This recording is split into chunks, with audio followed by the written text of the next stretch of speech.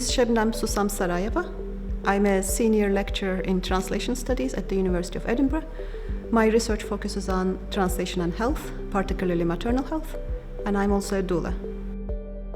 Together with my colleague, Dr. Jenny Patterson at Edinburgh Napier University, who is working in midwifery, we received an RSE research workshop grant to work on translating informed consent in Scottish maternal healthcare.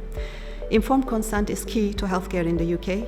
It means before a person can receive any type of medical treatment or examination, they need to give permission, they must give permission. And for this to take place, they need to understand all the relevant medical information, preferably in their own language. As part of this project, we are trying to raise awareness about the needs of parents with limited English proficiency, such as refugees or asylum seekers, as well as other new arrivals in the country.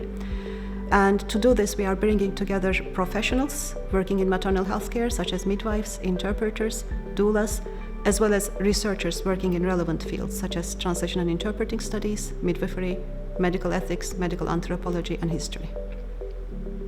The ultimate aim of our project is to enhance the birthing experiences of parents with limited English proficiency by enabling them to have access to better provision in interpreting services and stopping the language barriers becoming a factor in poorer maternal outcomes.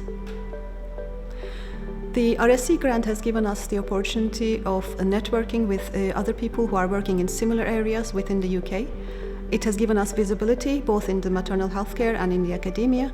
We were able to exchange invaluable ideas and information with colleagues around the UK.